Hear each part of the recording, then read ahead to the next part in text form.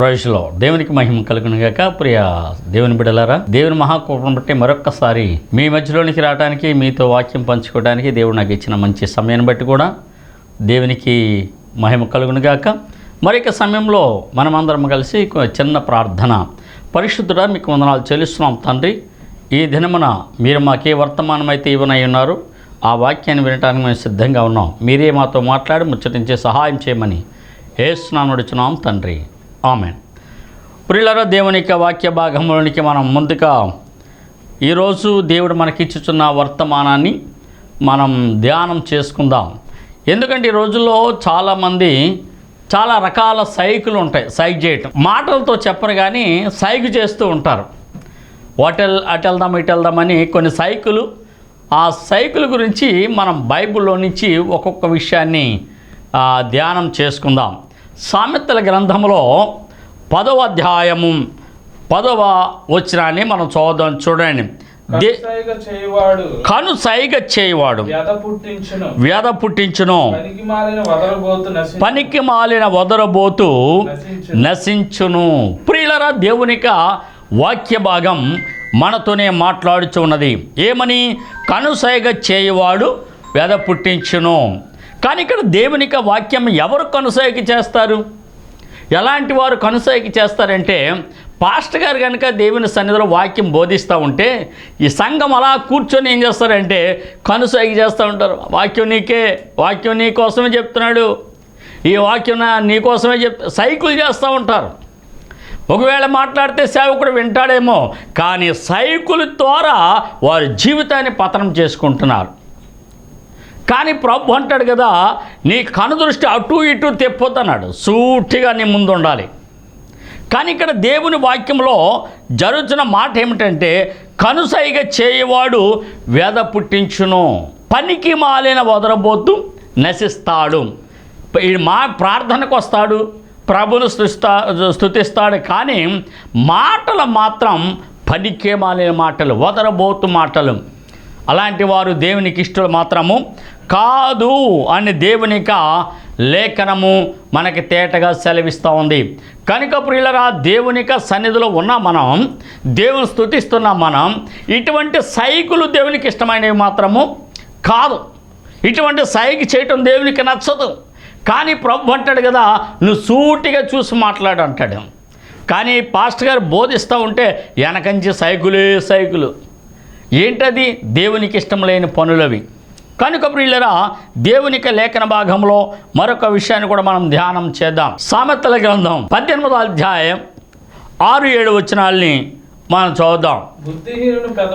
బుద్ధిహీనుని పెదవులు దేనికి సిద్ధముగా ఉన్నాయి? కలహమునకు. ఏ పెదవులు ఇవి? బుద్ధిహీనుని పెదవులు గొడవలకి, తగాదాలకి సిద్ధంగా ఉన్నాడు. వాడు నోరు తెరిస్తే ఎవరో ఒకరి మీద తగాదే, వాడు నోరు తెరిస్తే ఎవరో ఒకరిని కొంచెంగా మాట్లాడటమే.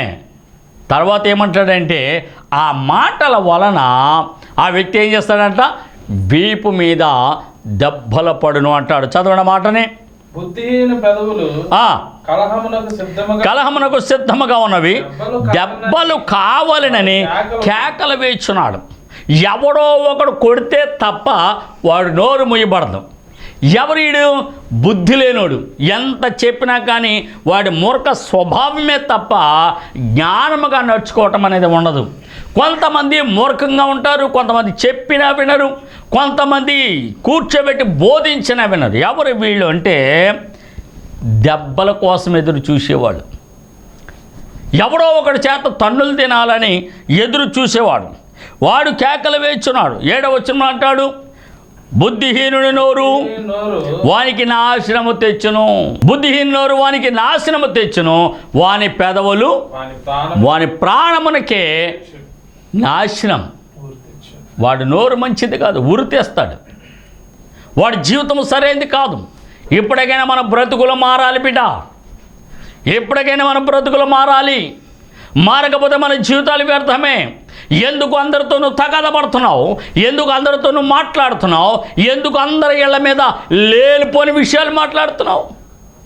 వాళ్ళు ఎలా చూసారా, వీళ్ళు ఎలాగన్నారో చూసారా, వీళ్ళ మాటలు వాళ్ళ మాట, ఇదే నీ జీవితం. ఎందుకు పైకి భక్తిగా కనపడుతున్నావు కానీ దేవుని శక్తిని ఆశ్రయించలేకపోతున్నావు. దేవుని శక్తిని అనుభవించలేక కనుసైగలు చేయటం, దేవుని శక్తిని అనుభవించలేక కనుసైగలు చేస్తూ నడవటం, దేవుని శక్తిని అనుభవించలేక వదరబోతుల బుద్ధి లేనిలా మాట్లాడటం. కొన్ని చోట్ల చూడండి, వారి మాట విధానం ఎలాగుంటుందంటే దెబ్బలు తినే మాటలు. వారి మాట విధానము దెబ్బలు తినే మాట విధానం. కనుక ఎప్పటికైనా మన జీవితాల్లో మార్పు రావాలి. ఎప్పటికైనా మన మనస్సు మార్చబడాలి. ఎప్పటికైనా మన ప్రార్థన యోధులముగా ఎదగాలి.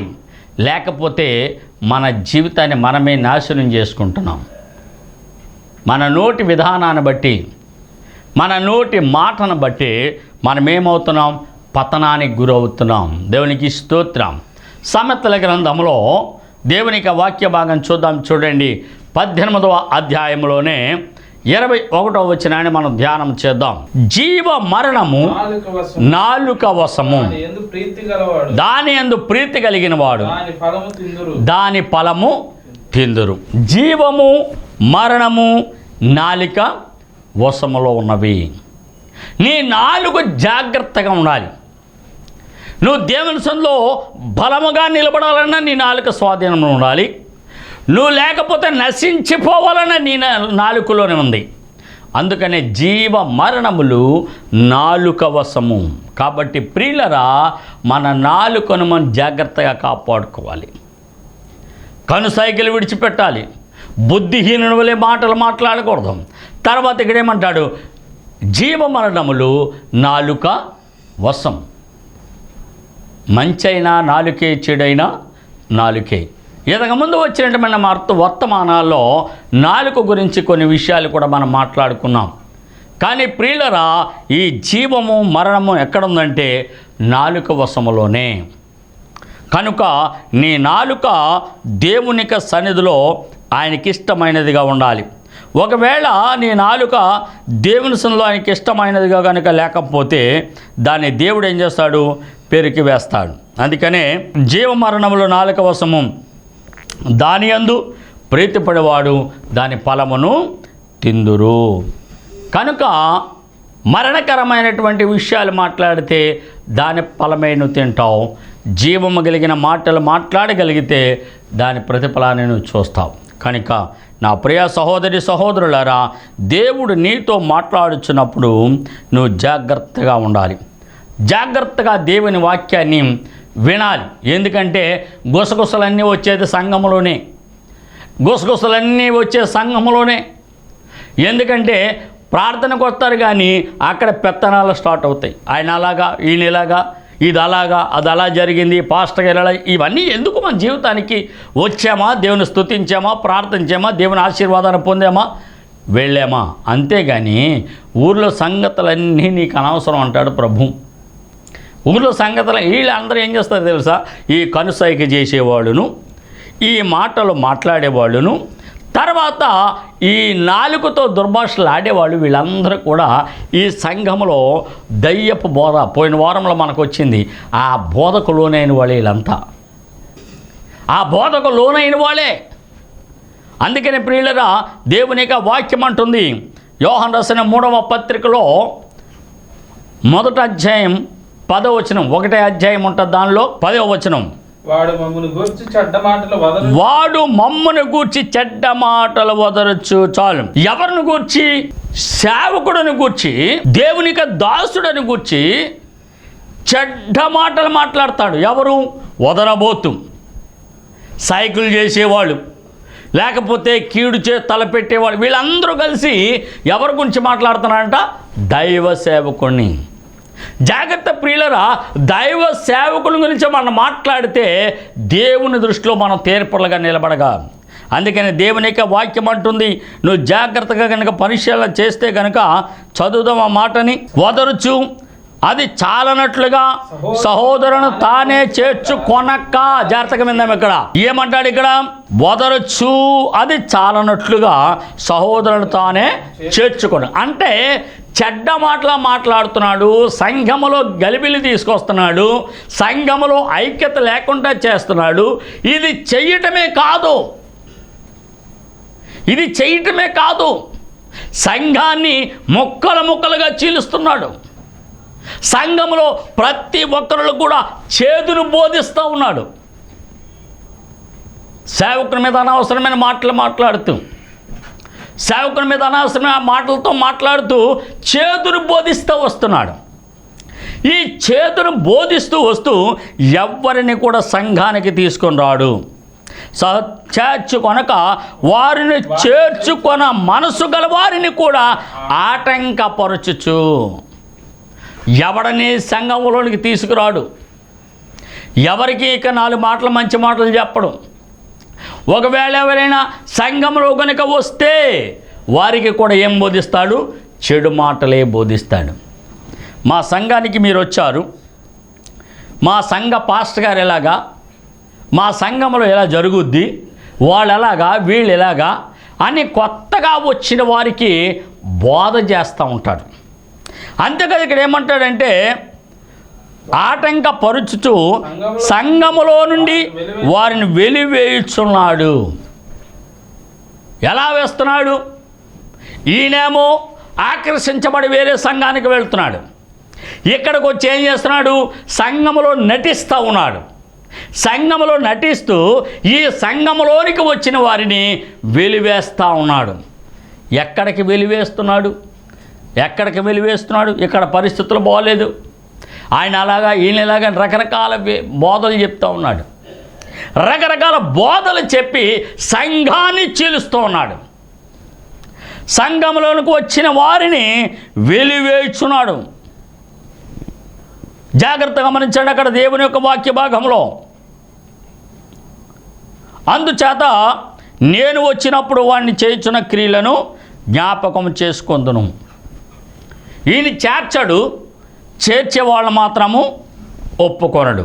అందుకని ఇక్కడ దేవుని యొక్క వాక్యం ఏముంటుందంటే చేర్చుకొన మనసు గలవారిని కూడా ఆటంకపరుస్తున్నాడు. ఎవరైనా పరిచర్య కొరకు ఇష్టపడి అనేకమైన ఆత్మలు రక్షించాలని ఇష్టపడి అనేక మందిని సంఘానికి చేరుస్తూ ఉంటే, కొత్త వారిని తీసుకొని వస్తూ ఉంటే, అలాంటి వారిని కూడా ఏం చేస్తున్నాడు? ఏదో గొడవ పెట్టుకొని అలాంటి వారిని కూడా ఆటంకపరుస్తాడు. ఇంకా ఏం చెప్తాడంటే ఈయన సంఘంలో ఇంకేం చెప్తాడంటే మనం కానుకలు ఇవ్వద్దు, కనుసైగ చేస్తూ మనము సమర్పణ కానుకలు ఇవ్వద్దు, కనుసైగ చేస్తూ మీరు యొక్క ఆ కానుక బాక్స్ దగ్గరికి వెళ్ళొద్దు, వెళ్ళే వాళ్ళని కూడా ఆటంకపరుస్తాడు. ఇంకా కొంతమంది ఉన్నారు అలాంటి వాళ్ళు. ఇంకా ఏం చేస్తారంటే ఇక్కడ మీరు దశమ భాగాలు ఇవ్వద్దు, మీరేమివ్వద్దు, దశమ భాగం ఇవ్వద్దు, మీరు అలాంటి పనులు ఏం చేయకండి దయచేసి అని కొత్తగా వచ్చేవారిని కూడా ఆటంకపరుస్తున్నాడు. అలా ఆటంకపరచడమే కాదు, ఎవరైనా కొత్త వారిని తీసుకొని వస్తే ఆ కొత్త వారిని కూడా ఏం చేస్తున్నాడంటే చెడగొడుతున్నాడు. ఎలాంటి వ్యక్తి ఎలాంటి వాడు అనాలి? దుష్టక్రియలు కలిగిన వాడిన. అందుకని బైబిల్ ఒక మాట, సంఘాన్ని చెరిపేవాడా. నువ్వు దాగున్నావా? ఎవరి సంఘాన్ని చెరిపేవాడు, ఎవరు విశ్వాసాలను చెదరగొట్టేవాడు అంటే సైతాన్. కనుక ప్రియులరా, ఇలాంటి విషయాల్లో మనము చాలా జాగ్రత్తగా ఉంటారు. సంఘాలలో ఇలాంటి చీడ పురుగులు కలిగిన వారు, సంఘాల్లో ఇలాంటి చెడు ఆలోచన కలిగిన వారు, సంఘములలో ఇలాంటి చెడు తలంపులు కలిగిన వారు ఎవరైనా కొత్త వారు వస్తే చాలు, వారి దగ్గరికి వెళ్ళి వారు పక్కనే కూర్చుంటారు, వారు పక్కన కూర్చొని గుసగుసలు ఆడుతూ ఉంటారు.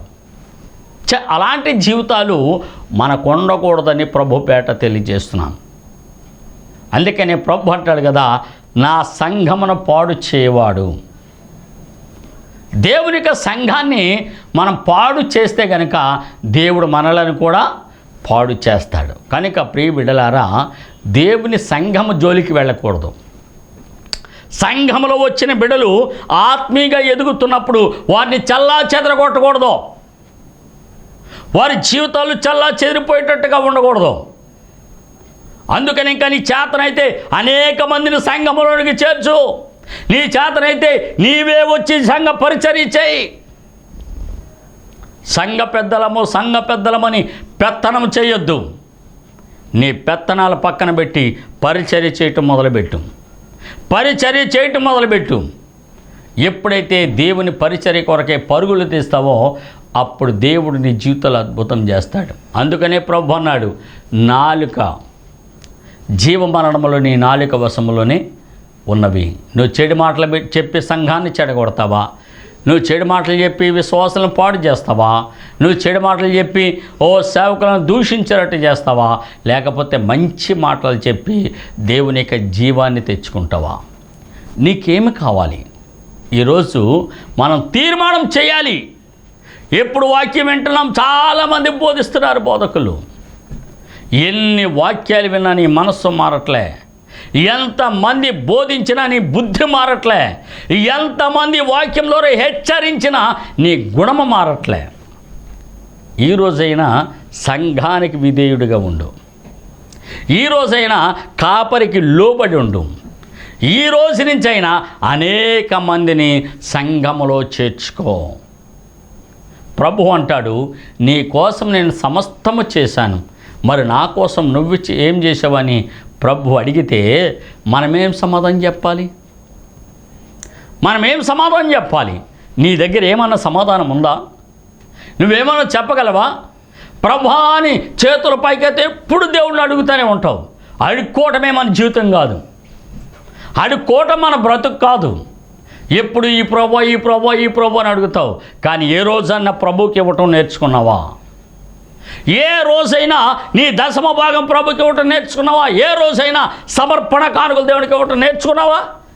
పనికి వాళ్ళు మాట్లాడుతూ తిరుగుతూ ఉంటావు. పాస్టర్ గారు అంతా ఈరోజు నా వాక్యమే చెప్పాడు, ఈరోజంతా నా గురించే చెప్పాడు. పాస్టర్ గారు కాదు చెప్పింది, పరిశుద్ధాత్మ దేవుడు చెప్పాడు. దేవుని స్తోత్రం. పరిశుద్ధాత్మ దేవుడు చెప్పాడు నీతో. పరిశుద్ధాత్మ దేవుడు మాట్లాడుతున్నాడు. నువ్వు పరిశుద్ధాత్మ దేవునికి మాట్లాడుతున్నట్లయితే ఏది నీ సమర్పణ? పరిచర్య కొరకు సమర్పణ ఉందా? సేవా విధానములు సమర్పణ ఉందా? సంఘాన్ని అభివృద్ధి చేయటములు సమర్పణ ఉందా? సమర్పణ లేని జీవితముగా ఉండకూడదు. గొర్రె కనాలి అని బైబిల్ ఉంది. కానీ నువ్వెప్పుడు నీ జీవితం అలాగుంటే నువ్వు అలాగనే ఉంటావు. నీ ద్వారా కొంతమంది సంఘములో చేర్చబడాలి. సంఘములో ఉన్న ప్రతి ఒక్కరూ తీసుకోవాల్సిన బాధ్యత అది. ప్రతి ఒక్కరూ తీసుకోవాలి ఆ బాధ్యత. సంఘం అంటే కాపరి కాదు. కాపరి ఒక్కడే సంఘాన్ని పెంచలేడు. కానీ సంఘమే కొత్త వారితో నడిపించబడాలి. దేవునికి స్తోత్రం. నువ్వు సంఘములో ఒక పాత్రవై ఉండాలి. దేవునిలో ఒక పాత్రగాని వాడబడే బిడ్డగా ఉండాలి. ఏ పాత్రగా లేకుండా దేనిలో వాడబడకుండా నువ్వు ఇలాగెళ్ళి అలా వస్తూ ఉంటే ఏ దీవెన నీ మీదకి రాదు. నువ్వు దీవించబడాలి, నువ్వు ఆశీర్వదించబడాలంటే నీకున్న చెడ్డ గుణాలు విడిచిపెట్టు. ఏమిటా చెడ్డ గుణాలంటే కంటితో సైగ చేయటం, దుర్మార్గపు మాటలు మాట్లాడడం, సంఘంలో వచ్చిన వారిని చెదరగొట్టడం. ఎవరైనా సంఘంలో కొత్త వారిని తీసుకొస్తుంటే వారికి లేనిపోని చెడు మాటలు చెప్పి వారిని బయటికి పంపడం. ఎవరైనా కానుకిస్తానంటే ఎందుకు పాస్టర్ గారు కానుకిస్తామని వారికి చెడ్డ మాటలు చెప్పడం. అలాంటి జీవితం నువ్వు విశ్వాసం కాదు. గొర్రె చర్మం ధరించుకొని తోడేలు వలె ఉన్నటువంటి మృగానివి నువ్వు. ప్రభు యొద్ద తీర్పులో నువ్వు నిలబడవలసి వస్తుంది. ఆ రోజున నువ్వు తప్పించుకోలే బిడ్డ. బుద్ధిహీనునిగా నువ్వు మాట్లాడొద్దు. బుద్ధిహీనుని మాటలు నీ నోట రావద్దు. నువ్వు నిజమైన క్రైస్తవుడు అయితే, నువ్వు నిజమైన క్రైస్తవురాలు అయితే పంపుల దగ్గర గొడవలు జరుగుతున్నాయి. ఎందుకు జరుగుతున్నాయి? నీళ్ళు రాదు దగ్గర గొడవలు జరుగుతున్నాయి. ఎందుకు జరుగుతున్నాయి? పిల్లల ఆటల దగ్గర గొడవలు ఎందుకు జరుగుతున్నాయి? నువ్వు సరైన విశ్వాసం అయితే అలాంటి గొడవల దగ్గరికి నువ్వు వెళ్ళవు. దేవునికి స్తోత్రం. ఎందుకంటే మన భక్తిని మనం కాపాడుకోవాలి. ఇంకొక మాటని కూడా మనం దేవుని యొక్క వాక్య భాగంలోంచి మనం చూద్దాం. చూడండి ప్రియులారా, దేవుని యొక్క పరిశుద్ధ గ్రంథంలో చక్కని మాటను మనం చదివాం. యోహాను భక్తుని రాసినటువంటి పత్రికలో చాలా జాగ్రత్తగా అన్ని విషయాలు కూడా మనం ధ్యానం చేసాం. ఇప్పుడు దేవుని యొక్క వాక్య భాగంలో మరొక మాటను కూడా మనం ధ్యానం చేద్దాం. చూడండి, సామెతల గ్రంథం 10వ అధ్యాయం జ్ఞానచిత్తుడు ఉపదేశమును అంగీకరించును. పనికి మాలిన వదరబోతు నశించును. ఎవరు? జ్ఞానచిత్తుడు ఉపదేశాన్ని అంగీకరిస్తాడు.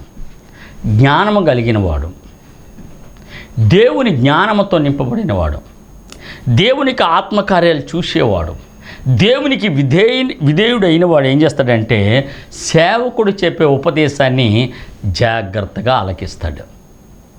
సేవకుడు ఏ వాక్యాన్ని బోధిస్తున్నాడో ఆ వాక్యాన్ని అంగీకరిస్తాడు, హృదయంలో చేర్చుకుంటాడు. ఆత్మీయ స్థితి కలిగిన వాడు ఎవరైనా జ్ఞానము కలిగిన వాడు, వాక్యాన్ని మనసులో దాచుకునేవాడు, సేవకునికి లోబడేవాడు, విధేయత కలిగిన వాడు, వాక్యానుసరంగా ఉన్న వ్యక్తి ఎవరు అంటే జ్ఞానము కలిగిన వాడు. అట్టి జ్ఞానము కనుక నీకుంటే చక్కగా వాక్యానికి లోబడతావు. అట్టి జ్ఞానము కనుక నీకుంటే సేవకులను దూషించవు. అందుకని ఇక్కడ అంటాడు, పనికి మాలిన వదరబోతూ నశించును. పనికి మాలిన మాటలు మాట్లాడుతూ ఉంటే, పనికి మాలిన జీవితం జీవిస్తూ ఉంటే అలాంటి వ్యక్తిని దేవుడు చూస్తూ ఊరుకునే దేవుడు కాదు. నశిస్తావు. పదే పదే గద్దించడం లోపడన వానికి శ్రమ. దేవుడు ఎన్నోసార్లు వాక్యం ద్వారా నిన్ను గద్దించాడు. నువ్వు సంఘానికి వస్తున్నావు, చివర కూర్చుంటున్నావు. నువ్వు సంఘానికి వస్తున్నావు, పక్క వాళ్ళతో మాట్లాడుతున్నావు. నువ్వు వాక్యాన్ని వింటలే. వాక్యం వినటానికి వస్తున్నావా, ముచ్చట్లు చెప్పడానికి వస్తున్నావా? వాక్యం వినటానికి వస్తున్నావా, ఎదురోడితో తగాదాలు పెట్టుకోవడానికి వస్తున్నావా? చాలా సంఘాల్లో కొన్ని సంఘాలు ఆత్మీయంగా వెళ్తాయి, కొన్ని సంఘాల్లో అక్కడ ఆరాధన జరుగుద్ది, బయటకు వచ్చిన తర్వాత మాట పెరుగుద్ది. ఎవరిది? జ్ఞానము లేనోడు, పనికి మాలినోడు, వదరబోతు. దేవుడు అటువంటి వారిని విడిచిపెట్టడు. కనుక ప్రియులరా, పదే పదే గద్దించిన లోబడని వానికి ఏమిటంట? శ్రమ. కనుక మరొక వాక్య భాగాన్ని మనం ధ్యానం చేద్దాం. జ్ఞానచిత్తుడు ఉపదేశం అంగీకరించిన పనికి మాలిన వదరబోతూ నశిస్తాడు. తర్వాత వాక్య భాగంలో మరొక పాఠ్య భాగాన్ని మనం ధ్యానంలోనికి వద్దాం. కీర్తన గ్రంథం 35వ దావీదు కీర్తన 19వ వచనం. నిర్హేతుకముగా నాకు శత్రువులైన వారిని నన్ను గూర్చి సంతోషింపనీయకము. నిర్నిమిత్తముగా నన్ను ద్వేషించు వారిని కన్ను గీటనీయకము. ఎవరు కన్ను గీటేది అంటే దైవ సేవకుని దూషించేవారు, దైవ సేవకుని ద్వేషించేవారు, పరిచర్యను అసహించుకోవటానికి ప్రయత్నించేవారు. అందుకని అంటాడు, నన్ను ద్వేషించే వారిని కన్ను గీటనీయకము, కన్ను సైగ చేయనీయకము. మొదట సామెతలు 10 అంటాం కదా, వారు కన్ను సైగ చేస్తున్నారు అని. ఇక్కడేమంటాడంటే, నిర్నిమిత్తముగా నన్ను ద్వేషించు వారిని కన్ను గీటనీయొద్దు. కన్ను సైగ వేరు, కన్ను గీటు వేరు. అందుకనే ప్రియులరా, దేవునికి సన్నిధిలో వాక్యాన్ని వింటున్నాం. మనం ఎంతవరకు ఆ వాక్యాన్ని మనం నెమరు వేసుకోగలుగుతున్నాం? నువ్వు బాప్తిసం పొంది చాలా సంవత్సరాలైంది, ప్రార్థనకి వెళ్తే చాలా సంవత్సరాలైంది. ఒక్క ఆత్మనైనా నువ్వు రక్షించావా? ఒక్క ఆత్మనైనా రక్షించావా? ఎంతసేపు అటు చూసి ఇలా సైకిల్ చేస్తావే? ఎక్కడి నుంచి వచ్చాయి నీకు ఆ సైకిలు? సాతాను క్రియలు. ప్రార్థనకి వెళ్తున్నాను అనుకుంటున్నావు, ప్రార్థన చేస్తున్నాను అనుకుంటున్నావు, ప్రభుని స్తుతిస్తున్నాను అనుకుంటున్నావు, కానీ నీ సైకిల్ సిగ్నల్స్ మానట్లే. ఇంక దేవుడు ఎక్కడ ఆశీర్వదిస్తాడు నిన్ను? దేవుడు ఎలా ఆశీర్వదిస్తాడు అనుకుంటున్నావు? ఆశీర్వాదం రావాలంటే దేవుని యొక్క వాక్యానుసారంగా మనం ముందుకు వెళ్ళాలి. కనుక దేవుని యొక్క వాక్య భాగంలో మరొక మాటను కూడా మనం ధ్యానం చేద్దాం. సామెతల గ్రంథం 6వ అధ్యాయం 13వ వచనం. వాడు కన్ను గీటుచు కాళ్ళతో సైకి చేయును, వ్రేళ్లతో గురుతులు దేవునికి స్తోత్రం. వీడు ఎలాంటి వాడు అంటే కన్ను గీటుచు కాళ్ళతో సైకి చేయను. తర్వాత అంటాడు వ్రేళ్లతో గుర్తులు పెట్టును. ఎంత భయంకరమైన దుర్మార్గుడండి. అందుకని అంటారు, పైకి భక్తిగా ఉంటారు కానీ దేవుని శక్తిని వాడు కన్ను గీటుచు కాళ్ళతో సైకి చేయును, వ్రేళ్లతో గుర్తులు చూపును. దేవునికి స్తోత్రం. వీడు ఎలాంటి వాడు అంటే కన్ను గీటుచు కాళ్ళతో సైకి చేయను. తర్వాత అంటాడు వ్రేళ్లతో గుర్తులు పెట్టును. ఎంత భయంకరమైన దుర్మార్గుడండి. అందుకని అంటారు, పైకి భక్తిగా ఉంటారు కానీ దేవుని శక్తిని ఆశ్రయించలేరు. ఇలాంటి దుర్మార్గులు. దేవునికి వాక్యం బోధిస్తుంది కదా, ఎక్కడి నుంచైనా మనం బ్రతుకు మారాలి. నామకార్థ క్రైస్తవుగా ఉండొద్దు. ప్రభు అంటాడు, ఉంటే వెచ్చగా నుండి లేకపోతే చల్లగా ఉండి అంటాడు. నామకార్థ జీవితం నీ కొద్దు బిడ. ఇక్కడి నుంచైనా పరిపూర్ణముగా దేవుణ్ణి ఆరాధించుటకు మనం సిద్ధపడదాం. మన మనస్సు మార్చబడాలి, మన తలంపులు మార్చబడాలి, మన హృదయం మార్చబడాలి, మన మాట మార్చబడాలి, మన నాలుక మార్చబడాలి. నువ్వు ఎప్పుడైతే అలా సిగ్నల్స్ మాని కాళ్ళతో సైకిల్ చేయటం, వేళ్లతో సైకిల్ చేయటం, వాటితో వీడు సైకిల్ చేయటం మాని దేవుని వాక్యం చెప్తుంది, అది దేవునికి ఇష్టమైంది కాదు. కాబట్టి ఈరోజు సాయంత్రం దేవునితో మాట్లాడుతున్న విషయం ఏంటంటే, అలాంటి సైకిల్ చేయటం మానుకోమని ప్రభుపేట తెలియజేస్తున్నాను. కాళ్ళతో కానీ, వేళ్లతో కానీ, కంటితో కానీ దుర్మార్గపు సైకిల్ అది ఒకటి. మందిరానికి వచ్చేవాళ్ళని చెడగొట్టడం, మందిరంలోకి వస్తున్నటువంటి వ్యక్తులను రాకుండా చేయటం, సేవకుల గురించి చెడ్డగా మాట్లాడటము, ఎవరైనా మంచోళ్ళని తీసుకొని వస్తుంటే వారికి ఇక తీసుకొని రాకుండా ఏదో అబద్ధం మాటలు చెప్పి వాడు మానిపించటం, ఇలాంటి చెడు గుణాలు నీలో ఉంటే తీసివేయి. సంఘం అభివృద్ధి పొందాలి. దేవుని కొరకు కట్టబడిన సంఘం, ఆ సంఘము దీవించబడాలి. కనుక ప్రియబిడ్డ, ఆ సంఘములో నువ్వు ఒక పాత్రగా వాడబడాలంటే ఇక్కడి నుంచైనా అలాంటి చేసినవి ఏదైనా ఉంటే ఇప్పుడే ఒప్పుకొని దేవుని సన్నిధిలో పశ్చాత్తాపడు, కన్నీరు గార్చు. దేవుడు ఖచ్చితంగా నీ జీవితంలో అద్భుత కార్యము చేస్తాడు. ప్రార్థన చేద్దాం. ఇంతవరకు దేవుని యొక్క వాక్యాన్ని విన్నటువంటి వాక్యాన్ని బట్టి దేవుని స్తుతిద్దాం. ప్రభా, మరి సాయంకాల సమయంలో నీ వర్తమానం విన్నటువంటి నీ ప్రియులందరి కొరకు ప్రార్థన చేస్తున్నానైనా, ఇక నుంచి అయినా వాక్యానుసరంగా వారు మారు మనసు పొంది పశ్చాత్తాపడి నీ సన్నిధిలో వారు ఎప్పుడైతే కనిపెట్టి ప్రార్థన చేస్తారో అట్టి వారిని మీరు కనికరించమని ప్రార్థిస్తున్నాను. వారి జీవితంలో మరొక అనుభవాన్ని దయచేయండి ప్రభా. పరిశుద్ధాత్మతో నింపబడి వారి శక్తివంతమైన కార్యాలు జరిగించిన కృప చూపించి మహిమ పొందమని యేసు నామమున అడుగుచున్నాం తండ్రి. ఆమేన్. ప్రియులారా, దేవుని యొక్క మహాకృపను బట్టి ప్రతి ఆదివారం సాయంత్రం 6:30 గంటలకి ప్రార్థనా ఛానల్లో దేవుని యొక్క వాక్యం వస్తూ ఉన్నది.